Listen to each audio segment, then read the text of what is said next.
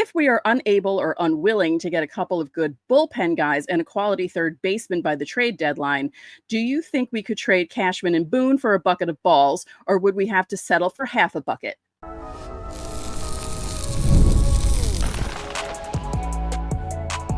You are Locked On Yankees, your daily New York Yankees podcast. Part of the Locked On Podcast Network, your team every day.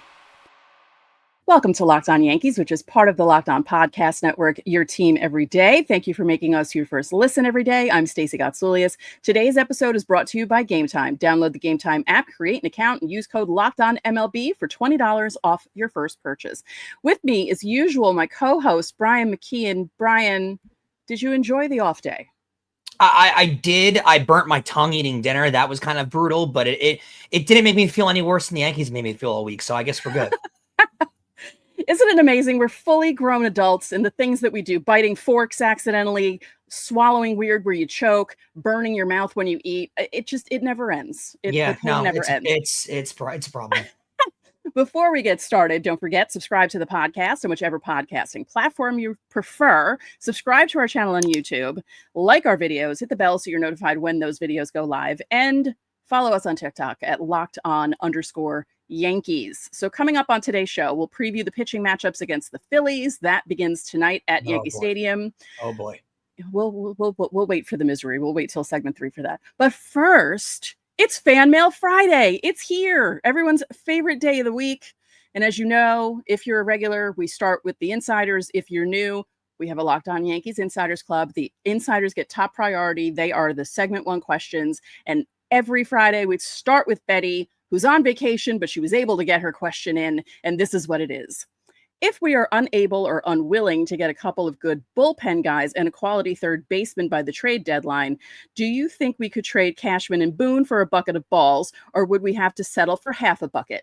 It's funny because Aaron Boone would not get a job, I don't think, if he got fired by the Yankees right now. Brian Cashman would probably get a job almost immediately. So it is weird how that one works, but it's crazy. We're all sick of them, but I think Cashman will get a job within 5 minutes. Yeah, I would agree with that. Yeah. Let's go to David F. He says, based on the current range of Yankee problems, what would Joe Torre do? I don't think they'd have these problems with Joe Torre as the manager. I think he'd be more consistent with the lineup. Yeah. Like, I think this team, they might have the fielding errors. The lack of focus wouldn't exist. The base running problems would not be a thing. No. And I would say this. I think I don't think they'd be necessarily a much better team, but they'd probably be tied for the division right now because Joe Torre would get them 3 or 4 more wins right now just from having consistent play, consistent lineups, consistency around the organization. So I do think he would result in a couple more wins, to be honest. Right. Next question is from Ethan. In both of your experiences, how difficult was trying to make a career out of baseball? I want to make baseball my career because it's one of the few things I care deeply about, but I'm worried my dreams will be crushed by how difficult it is to be able to make it in the world of baseball. It's funny because we were literally just talking about this before we went live and how difficult the industry can be. I'm not going to sugarcoat it for you, Ethan. It's difficult, especially if you want to work specifically for a team or for an organization. Sometimes you have to travel across the country and live in Wichita, Kansas, and boring cities and work for the minor leagues and build your way up. It is not an easy career to make it in. But I'll say this, if you have a passion for it and you're willing to hustle and you're willing to do it, people in this industry do get rewarded that are willing to stick it out. You just have to be willing to do that. Yeah. Everything. Take every job. Yeah. Yeah. I wouldn't say my career is in baseball. I talk about baseball, but I'm not really You're in baseball for sure. You cover a baseball team for a living. I guess. Yeah, I guess. I lucked into this because I got laid off from NBC and I got another job not too long after that, but I had to leave that job and it was hard to look for anything else.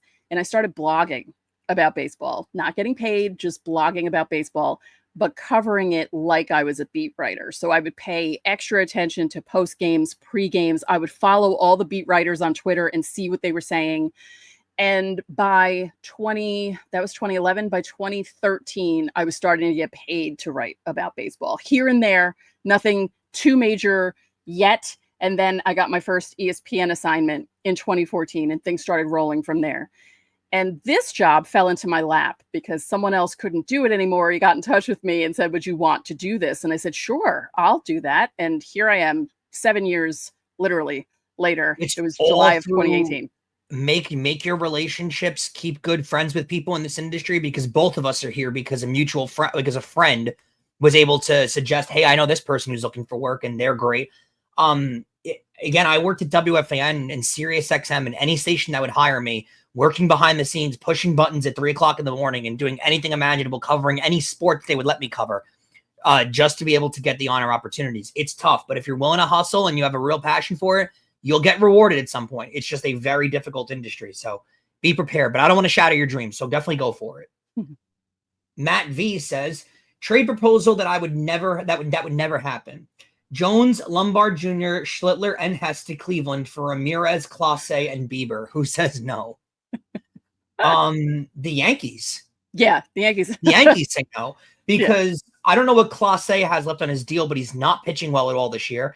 Bieber's in the final year of a deal, and Ramirez is a worthy player. But you're giving up, if you're the Yankees, those are their top 4 prospects, right? That's a lot. It would be Hess or that other pitcher they got from the Red Sox in the Narvaez deal, but I think those are the Yankees' top 4 prospects right now when you rank them. So no, I don't think the Yankees would do that, to be honest with you. No. Cleveland, I think, would jump at that. Their season's ending. Clase hasn't been good. Bieber's an expiring deal. I think Bieber could be if they get Ramirez, Bieber could be if they don't go after Arizona and try and get Suarez and one of their pitchers, I think Bieber and Ramirez could be an actual deal the Yankees do, because Bieber's on an expiring deal and Cleveland's out of it. So why not get something for him? And there's a lot of upside there. I wouldn't hate that. Next question is from Andrew. I heard JC might get traded. Have you heard anything about that? Do you think Jesus Rodriguez is a good fill-in while we wait for Rafael Flores? Flores has been looking really good. Do you think Wells has something to worry about with Flores next year? The Yankees are gluttoned with catching depth. It's ridiculous how good they've been with developing catchers over the last decade. Yeah, I think if JC Escarra is traded, they're not going to have another catcher. I think that's part of the issue that they have. They'll keep Rice and they'll have him be Wells's backup as catcher, but also be Goldschmidt's backup at first base. And if JC Escarra is not there anymore, then Ben Rice might be able to play a little more. Possibly. It does. I'll say this. It does look like one of the catchers is going to get moved when it comes to either Rice or Escarra. You were seeing some Rice rumors earlier on Thursday. That was from Joel Sherman. I saw that. Yeah. I don't know if any of them are. I wouldn't take any of them to be too legitimate at this point right now. I don't think we're a week before the trade deadline. No one's leaking out who's available and who's not available. I think almost everyone on the Yankee roster is available. I have a player that just to bring up while we're talking about the Stacey. I have a guy that I want to get your opinion on if they move him or not. Trent Grisham. I heard a lot of stuff about him on Thursday. I think there's a lot of value for him. He's on an expiring deal. I don't see why you wouldn't explore moving him. If you're in love with him that much as a player, you can get him back in the offseason. But they've got plenty of outfield depth. I don't think it's a crazy idea. Teams are apparently calling on him and want him. Yeah. And he's had a really good year. I think the year he's had has been way above what he actually is. Yeah. I would take advantage of that. He's got some crazy value right now. Yeah, I was seeing that too. This is the best. It's the most wonderful time of the year because of all these trade scenarios. I saw the Rice stuff from Sherman. I saw some rumblings about Grisham. I mean, I'm checking everything too. I'm Googling, I'm checking Reddit, all that stuff to see what's going on. The Grisham thing is interesting because they have enough outfielders right now to be able to deal with losing him. But I'm a little worried just because what if someone gets injured? And he is a terrific fielding catcher. Like one of the positives you actually got out of Wednesday night's game in Toronto was his fielding in center field. Yeah. They love him as a player, and he's had a great year. One of the only ones who looked okay fielding on Wednesday. but I think he's also he's had the best year of his career by far. How do you not capitalize on that? If someone's not offering you anything of significance, you don't do it. Right. But if there's a team that's going to give you a mid to top tier level prospect for him because they need a center fielder and outfielder, and there's a lot of teams that need that right now. Right. I mean, look across town at the Mets. The Mets haven't had a center fielder all year. There's a lot of teams that need center field depth, and the outfield market's very slim right now. I think someone's going to be willing to give up a lot for Trent Grisham. So I don't know how you don't make that deal. And again, Stacey, if you're really that in love with him, you can bring him back for money at the end of the year. Do an Aroldis Chapman type trade. Right. All right, don't forget, subscribe to the channel, hit the like button on our videos, hit the notification so you know when our videos go up. And if you'd like to be part of next week's Fan Mail Friday, you can go to our YouTube channel's page, click on posts, and leave your question under the Fan Mail Friday post. I usually put it up late Sunday night.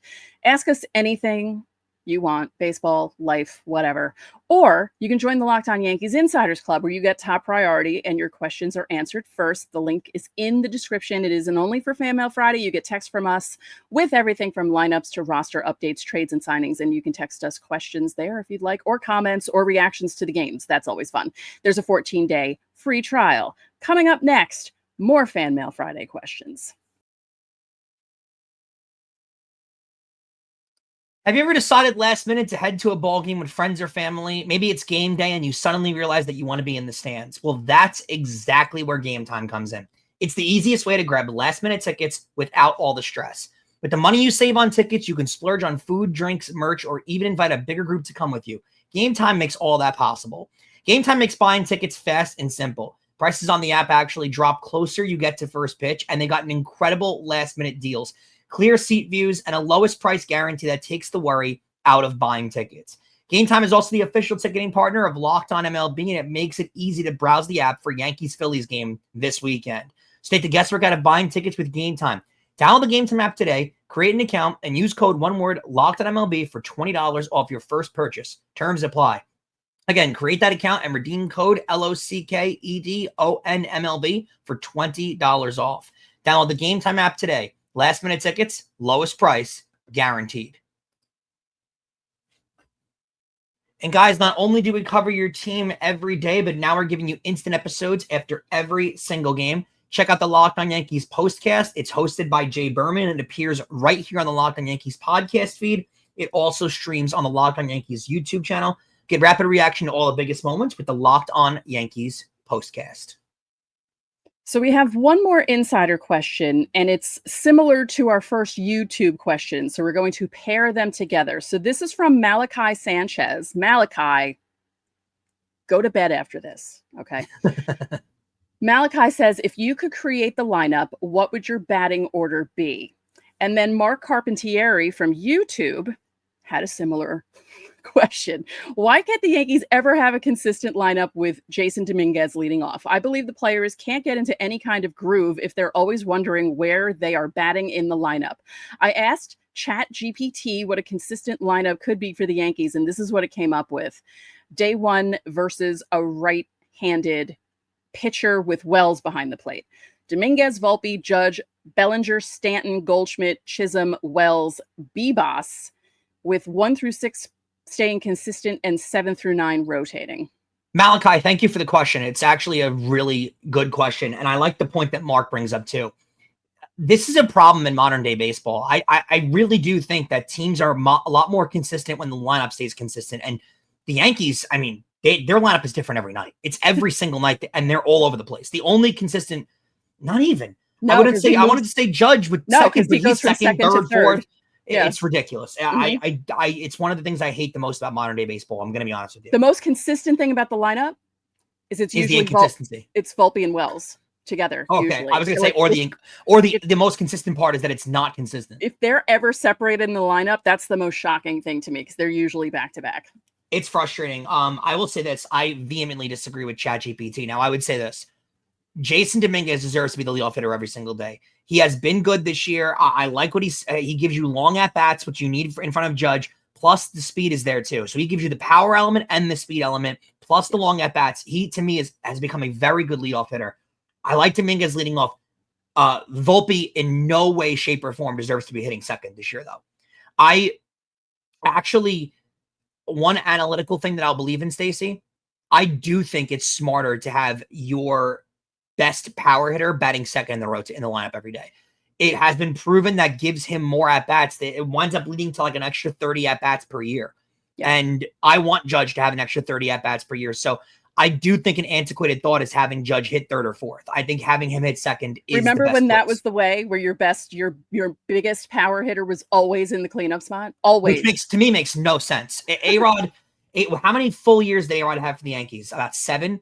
So if you count that, that's an extra 210 at career at-bats that he would have had if he batted second throughout his Yankee career. I know the baseball was different back then, but you want to get those guys the most at-bats possible. I'll say quickly, let me know if you agree or disagree with this lineup, Stacey.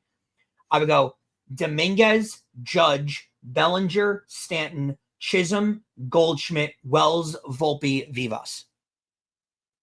Yeah. That's what I would do. It would obviously change a little bit day by day, who you face and stuff, but overall, that's what I would keep consistently. Yes. Would they do it? No. So no. Carlos Gonzalez, YB7DS says, hello, Stacey and Brian. Love the show. Never miss an episode. Well, thank you. Even when we lose, it's nice to have somewhere to express our heartbreak amongst each other as Yankee fans. I'd agree with that.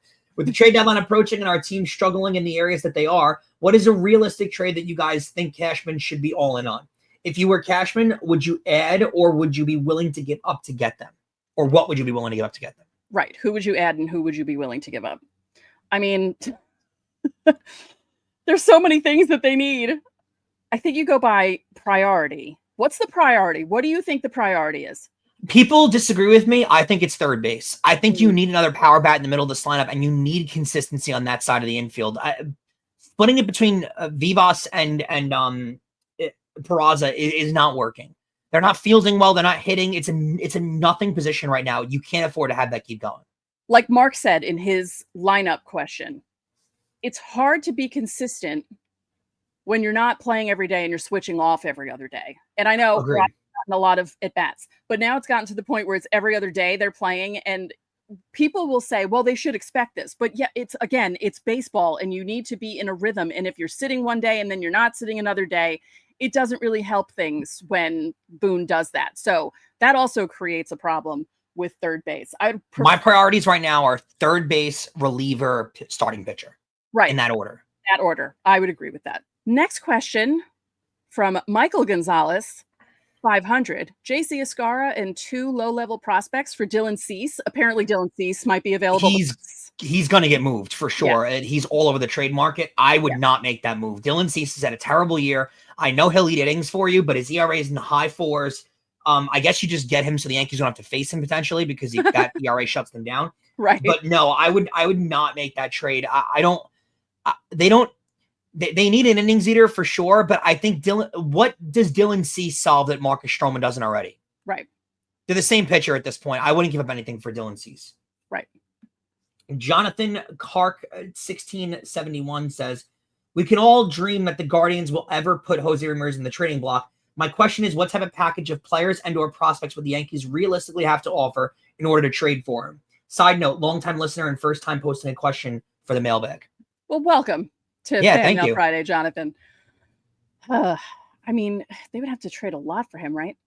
Well, I think it has to include Jones, and I think you get lucky in that sense, Stacey, because of how Jones is playing lately. What did he do on Thursday? He had 3 home runs in his first 5 innings. In the first 5 innings. 5 innings of the game, he had 3 home runs. So he's literally playing as hot as he's ever played baseball right now, potentially.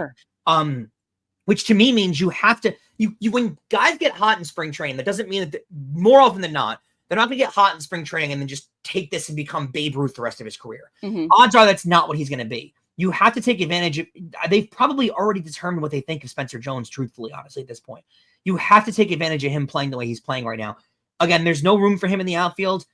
I think right now, his value is at its all-time high, no matter what right now, Stacey. If you paired him, if it's him, Hess, and Schlittler, do you do it for Ramirez? That's a big package. Ugh. And I've heard Michael Kay say the Yankees would only be willing to move Lombard if it included Ramirez. Would you do it? I don't like getting rid of both Hess and Schlittler, though. I'd agree, but okay, Hess, Jones, and Lombard. No, I don't agree with that either. You got to give to get, and you know what? You know José Ramírez is a proven playoff performer. and Yeah. Hall of Fame third baseman. And it's True. at $20 million a year. True, but I'm just worried about, I don't know. I think I'm worried And about the Guardians have made these splash trades before. They're not afraid to do it. So also I do want to address something too, because a lot of people were complaining earlier in the week about us addressing a Ramirez trade and citing that we didn't know that Ramirez has a no trade clause. Stacey, if you've learned anything from sports over the last few years, no trade clauses mean absolutely nothing to modern day athletes. They could waive it. And they more often do, because if the Guardians agree to a preliminary trade with the Yankees, and the only thing stopping it is a no trade clause, do you know what the Guardians do? They go up to Ramirez and say, guess what? You're not playing. Right. That's what happens. Or they say, guess what? We don't want you here. And then every time that guy lifts his no trade clause, I wouldn't be too concerned with that. Right. Next question. Todd Stewart, 4703. That was my old extension at NBC. 4703. 664-4703. Don't call the person there who's there right now, but that was my old number. I'm curious to know, what are your thoughts about Boone getting irritated by questions on Talkin' Yanks the other day? Or was it a case of he didn't have his prepared answers in front of him like every press conference? Also, I've heard they may be interested in José Ramírez. Is there anything to it? Because Suarez or Hayes are not the solution. Key Brian Hayes is one of the other people who have been linked to the Yankees. Love the show. Thanks. I haven't seen a lot of Brian Hayes stuff, but the more one that I've seen is O'Neal Cruz. I've seen O'Neal Cruz. I saw Mitch Keller. I saw Hayes. I saw Cruz. What else was I seeing? I was seeing one of those guys like O'Neal Cruz or Brian Hayes. Now, I don't think the Reds are moving Brian Hayes, to be going honest with you, but O'Neal Cruz is interesting to me because he hasn't had a great year, but there's a lot of potential and a lot there. And the Yankees have been known to fix guys like that. I don't hate an O'Neal Cruz experiment. I don't. I think it would cost a lot, but less than Ramirez. I would say from people inside baseball that I've spoken to, there is credence to the Ramirez stuff. They are poking around. I don't think it's close, or the Guardians are necessarily looking to move him, but they're not unwilling to listen. There are some players in the league where teams don't even listen. Right. They're listening. And did he get irritated because of the questions? I don't know, Stacey. Give us an answer to that. You think Boone got irritated because he didn't have prepared answers? No, he just gets irritated all the time because he doesn't like the questions they're asking. Yeah. It's not the first time because I think he gets irritated because he knows that it's hard to defend these questions at this point. Yeah. It's hard to defend Volpe's fielding, and he knows he's going to look stupid saying they're a great defensive team when they got out of a 4-inning game, a 4-hour game. Even though he said that the next day. Yep. Natalie M40. Will Warren seems to be having a somewhat similar rookie season to Heel. If he can improve his ERA a little bit more or just hold his ground, do you view him as a Rookie of the Year candidate or winner? No. Maybe like top 5, maybe? Yeah. Right? His numbers aren't as crazy as Heel. Yeah. No. Remember, Heel had a crazy amount of strikeouts in his rookie year. Plus, the ERA stayed like under 2 for a long time with Heel. Yeah. I would say, yeah. He was tremendous. He was really good. All right. The final question of segment 2 from Kazooish. Love that name. We can complain about the umpires, but giving credit where it's due, the Blue Jays' Alejandro Kirk put on a clinic in pitch framing over the 3-game series, in my opinion. Do you think this made a difference between Toronto pitchers getting so many borderline and not so borderline strike calls? I wouldn't call it a difference, only because the Yankees are one of the top pitch frame teams in all of baseball. They practice it a lot. So I wouldn't call it a difference. Also, funny point to this, what you're saying. The pitch frame stuff fools a lot of umpires out there, and that's going to be gone in a year when ABS comes in. Yeah. So I actually wonder, Stacey, if teams keep prioritizing pitch framing, because I don't think it's going to matter soon. Right. Very interesting. My dad hated that because it really started becoming a thing like mid to early 2000s. Yeah. And that sort of drove him crazy when umpires would get fooled by the guy bringing the ball up, and it happens now more than ever. Your dad would hate it now. Oh yeah, Gus would be so angry. Yeah. All right, coming up, more Fan Mail Friday questions from our YouTube viewers, and we're going to do a quick preview of the Yankees-Phillies series, which begins tonight in the Bronx. We're going to talk about all of that. Yeah, next. Guys, today's episode is brought to you by Gameday Hue, and that is the hat I'm wearing. It's also brought to you by Gameday Hue. For Locked On Yankees fans like me, this one always hits the mark. Here's what I love about Gameday Hue, guys. Gameday Hue makes clean, no logo gear. It's with team-inspired colorways for every pro and college fan base. So whatever Locked On show you like, you can get your favorite team's colorway in any colorway. It's got great gear, anything you could possibly want. The colors also speak for you. There's no giant logos, just smart, versatile style that works on game day, on the course, or anywhere in between.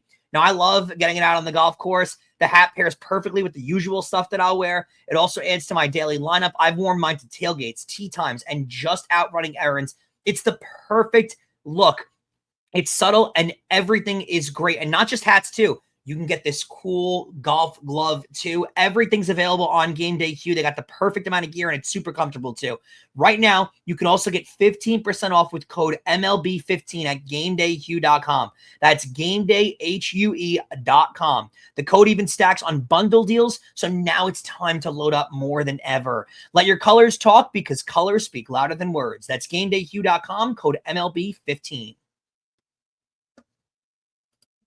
Stacey, let's close this out with a bang as I remove my Gameday Hue hat from the commercial. As before we preview this Yankee-Phillies, there it is. They do have really comfortable stuff. I'll give them that. Like really, really comfortable stuff. It looks great. So definitely check this stuff out, especially because you can bundle that deal. It's perfect time to wind up doing it. Before we get to these last questions, I want to express I am really, really nervous about this Phillies series. I don't have a good feeling going into it. NF Buckeye says, is anybody besides me looking for this team to crater this year in the hopes that maybe Hal will finally wake up and get rid of Cashman and Boone? This team isn't winning a World Series, and with them at the helm, Cashman has put together a nonsensical roster with huge holes. Don't want to hear the injury excuse. That's why you build organizational depth. And Boone oversees a team that is fundamentally as bad as any Yankee team I've seen, and I've been a fan since 1984. Enough already. I'll say this before you answer, Stacey. They rarely sell, and I think we fielded this exact same question last year. It's funny that NF Buckeye said this, because wasn't I ranting about this on Thursday show, basically saying how just get rid of get rid of Cashman, get rid of Boone, start over again, get a new crew in, and it's just not going to happen. You are wasting Aaron Judge. You're wasting this man. Just Hal his Steinbrenner, entire career. Since owning the Yankees, Hal Steinbrenner has never paid a manager to not work, and I don't think he's going to start. They just gave Boone an extension. The extension was one of the dumbest things that they've ever done. And I can't. All right, next question. Joker is here. Do you feel like Boone may finally be on the hot seat with the sudden change in him and Cashman's demeanor towards the team? No, I don't think they're tempted to move him until his contract expires. And then the next question is kind of with this one. This is from Jay Zoos 556. I want to understand something. Cashman is not afraid to call out the players of this team, yet Boone will never even say something like he's got to make that play. It's always he's elite or we're doing good when they aren't. How and why did Cashman hire Boone as the manager in the first place when they seem like polar opposites? You would think the GM would hire someone similar to him, right? Guy who has never managed a game in his life, no less. I'll give you the explanation because I actually do know the reason for this. Brian Cashman does not deal with the roster or the team directly on any sense ever. He doesn't. Yeah, he's in the clubhouse talking to guys here and there. He doesn't deal with them on a day-to-day. Aaron Boone does. It's a different relationship that the two have with their actual roster. And one of the reasons they let go of Joe Girardi was because in that Cleveland series in 2017, he specifically criticized Gary Sanchez's fielding play. And quite frankly, it was very criticizable, if that's a word, because Gary Sanchez was playing a lazy brand of baseball. It was warranted. Yeah. Gary Sanchez was playing a lazy brand of baseball. And you know what? Truth be told, after that, those comments, Gary Sanchez was on the dial when it came to catching. So the message got through and it actually worked. They think that modern day athletes, the way that this generation has been raised, my generation in particular, the way it's been raised is, for quite frankly, participation trophies and no, you're doing great, sweetheart. And you never have to struggle and do anything wrong ever. This generation does not like to be criticized and does not like to be told they failed or did anything wrong. It's all about positivity 24/7. If you go 0 for 30, don't worry. You had some great cuts out there.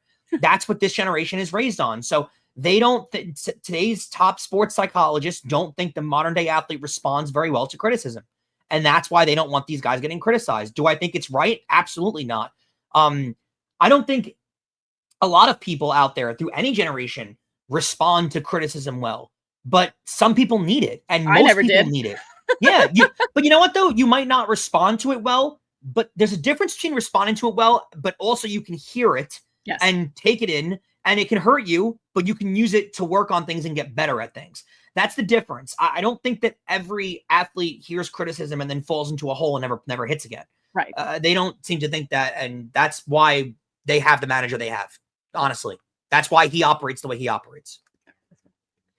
Casey Cotreau 7050 says, what players do you not like seeing in a Yankee uniform, not counting for injury-prone reasons like Jacoby Ellsbury? That's a really good question. Kevin Youkilis was one.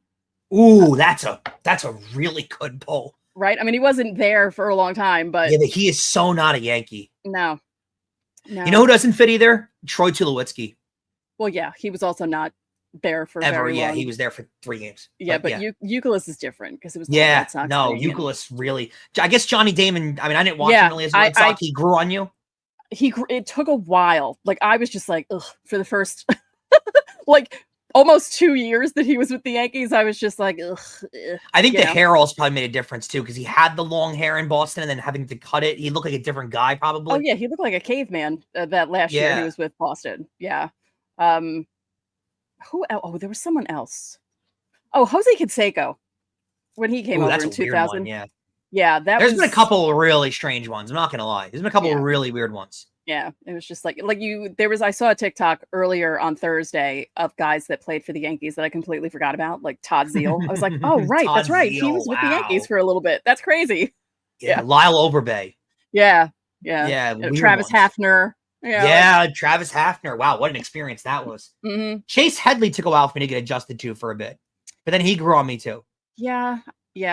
Chase Headley hit my cousin in the head with a foul ball. You can bank on that. In 2015, I believe that was. Yeah. You can bank on that. Yeah. All right. Last question of Fan Mail Friday from Kevin Bonos. When is it officially safe to rule out the AL East? For me, I think sub 7 games behind by September, at least knowing the current Yankees team. There's no safe. I think it has to be within 4 games by September started. Yes. If they have to be the same distance that they are now. Exactly. If they're any further than that when September starts, they're done. They're done. Yeah. The worst part of the weekend, Yankees-Phillies. This is going to be tough. Apple TV is Friday night's game. It's a 7:05 start, Stacey. Will Warren will go out there against Taijuan Walker. If you guys aren't familiar with how the Phillies have pitched this year, it's really good. They have really good pitching. They are going to be a very, very tough matchup for the Yankees to face. Walker will be their easiest matchup by far, and Taijuan Walker this year is 3-5 with a 3.75 ERA. And that's going to be their easiest matchup. Warren is 6-5 with a 4.91 ERA. He's cooled off a lot since his really hot start. Then Saturday, Stacey, a 105 game for you out of marketers. It'll be an MLB Network game, or else it'll be on your local affiliate. That game, Ranger Suarez versus Marcus Stroman. Talk about a differentiation in starters there. Mm-hmm. Ranger Suarez 7-4 with a 2.66, and he is impossible to deal with. He's a very, very good starter. Marcus Stroman 2-1, 5.64, coming off a really good performance in his last start. Because they repeat it, it could be tough. Sunday will be 135, another earlier one, and another lopsided, but not extremely lopsided. Right now, the Cy Young favorite for the National League, Zach Wheeler, 9-3 with a 2.39 ERA. He'll go up against Carlos Rodon, 10-7 with a 3.10. I liked what I saw to Rodon in Toronto. I don't have a problem with the way he pitched. I think he battled, and I think he looked really good. But Zach Wheeler is strikes out a lot of people, and the Yankees strike out a lot. Yeah. So that is not a good matchup for them. And Zach Wheeler is going to win the Cy Young probably in the National League. The only guy who will have something to say about it is Paul Skeens. So thank you for making Locked On Yankees your first listen today. For your second listen, check out the all-new Locked On MLB Game Night. Every game, every night, all season long. You get local analysis on a national scale. You can find MLB Game Night on Locked On MLB on YouTube or wherever you listen to your podcasts. And you will see a very familiar face on Game Night on Sunday night. Yep, Sunday night will start my run on MLB Game Night every Sunday night until, I don't know, hopefully forever. I'll be doing MLB Game Night on Sundays. So you'll see me making my debut, my first show on Game Night. It'll be great. Looking forward to it. Yeah. So that's going to do it for this episode of Locked On Yankees. I'm Stacey Gotsulias. And I'm Brian McKeon. We'll catch you guys next week.